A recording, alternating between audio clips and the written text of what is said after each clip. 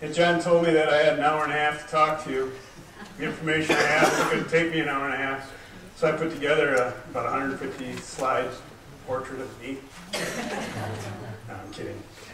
But I did get, nope, that's not my dad. A picture from my dad. And I really enjoyed this because I put the caption in there because that's how it made me feel when I opened the picture.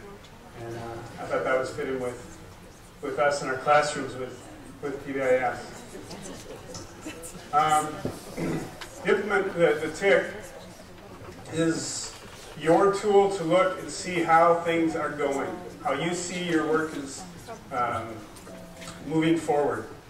And it's an assessment and looking at this data and using this data to help you figure out what you're doing right, what you have to keep doing right, and what hasn't been done and what you need to do more of. So establishing that commitment is probably the one that I want to talk about just briefly because when we first, I guess I should tell you first, my name is Eric Hansen. I'm from Wyndham. When we started PBIS, I was the principal. Now I've moved back into the classroom and taken on a different role within the PBIS. But when we started, I talked to every staff member, para. We had a 98% commitment when we signed up. I had two people in the district that questioned it. And you'll see when we look at our evaluation that commitment changed going into our second year. And we'll talk more about why. But that's part of what this is all about, is looking and seeing how things can change and how we can't just assume since we got 100% now that we're going to stay there. There's a constant evaluation that's necessary, and that's what this TIC is for, is looking at what we've done, what we're doing well, and where to move from there. Oh, I must be pointing it in the wrong direction. You've filled the TICs out, so you've seen some of these forms and looking at evaluating them, whether you achieved progress, in progress, or not yet started. Who's filling this out? The who, what, where, and when is always important as well. You are the group that's doing the TIC.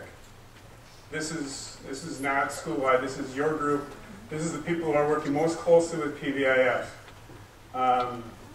And 3 times a year, and you will establish one person to fill out and enter that data in. So it's not coming from a whole bunch of different places. It's the same person every time filling that information in. That's part of the consistency that's necessary to make sure that that data that comes back to you makes sense. And then the date you fill it in is the date.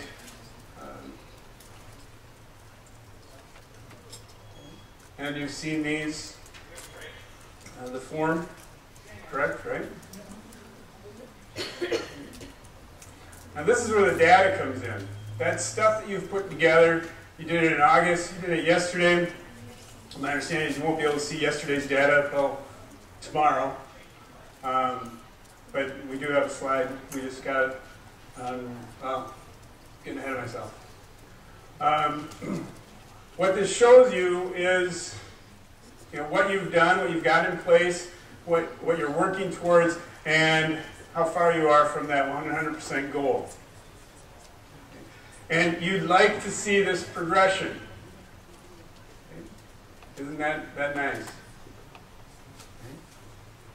But that was Wyndham's.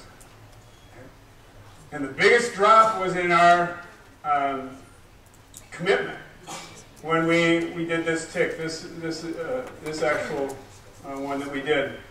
And our issue, and it's one that I just want to, we're in a time period, a society that they want that They want it right now. They want to see the results right now. At 98% was great. It was awesome.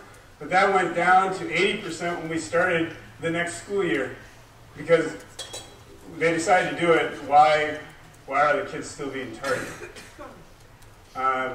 And that was our biggest struggle, was trying to get things in place that we could show this data to our staff that it was working, and yet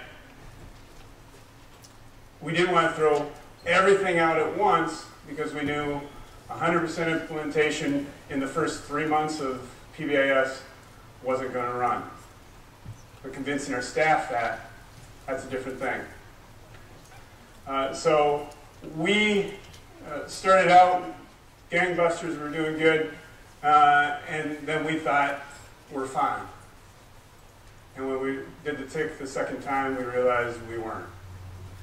So we had to step back and use this data to reevaluate how we're going to deal with our staff. And we're a 412 building, and we were doing 412. And what we realized is that cute stuff that we were doing for the 4th and 5th graders, our juniors and seniors didn't think it was that cute. And so that kind of shot us in the foot a little bit. And so the staff wasn't seeing that energy out of the older kids. So we had to reevaluate how we did it. And we did K4, and then the next year was K9. This year we're not K4, 4.8, 4.9, and now we're 4.10. We include the upper classes, but this was part of our evaluation that came out of this, the tick, and how we adjusted what we were doing and how it was progressing. And this is another scale that shows the same process and categorized differently in parts. Once again, I'm going to show you Wyndham's report. And you'll see, now this is the next tick after that. Do you have a laser in this? Oh yeah, figured it out in the first try.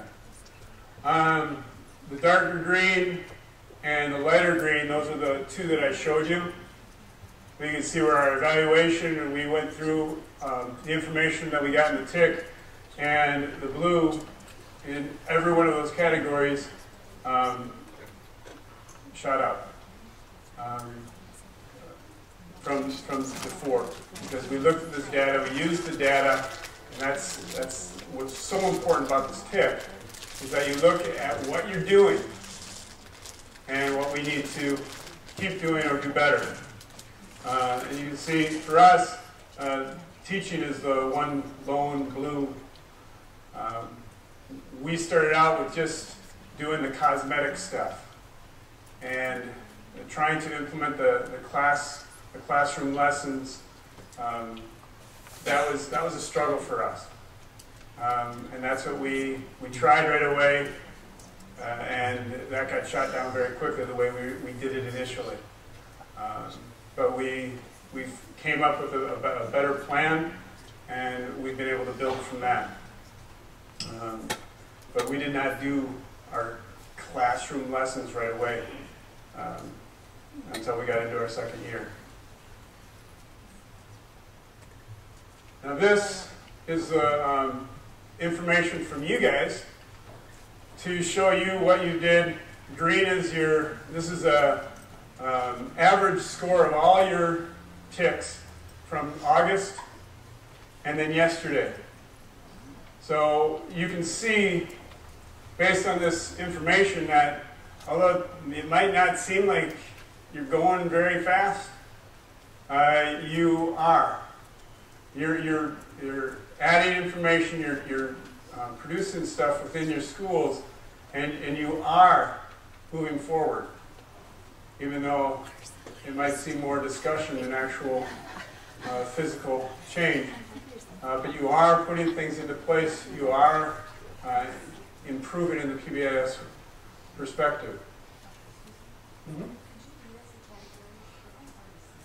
Okay, we got a classroom, this one, consequences. reward expectations, commitment points, function points, team points, self-assessment, define expectations, teach expectations, and info system.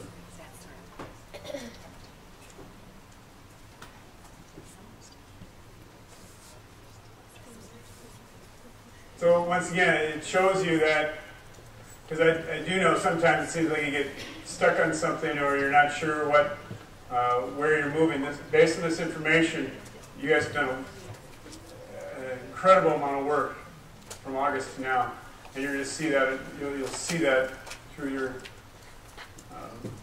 tick.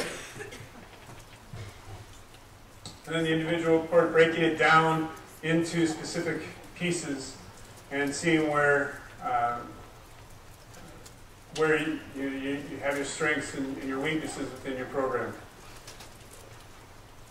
And the last thing is just, I sat down with our team coach, and we discussed some of the things.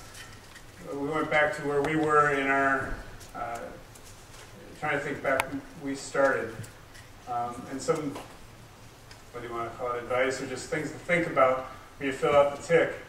Realizing that you are just starting, and even into your second year, it's okay if you're not quite sure what the answer should be, or maybe you haven't started it yet.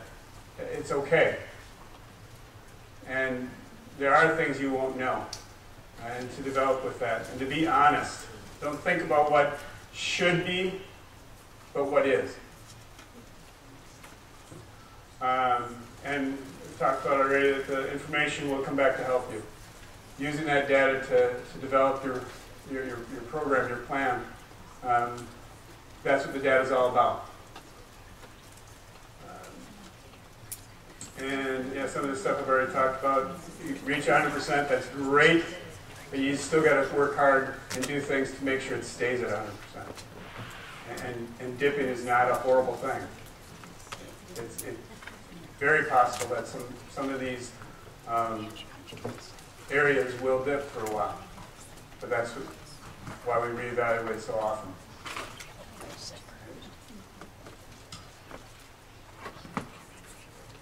And then we're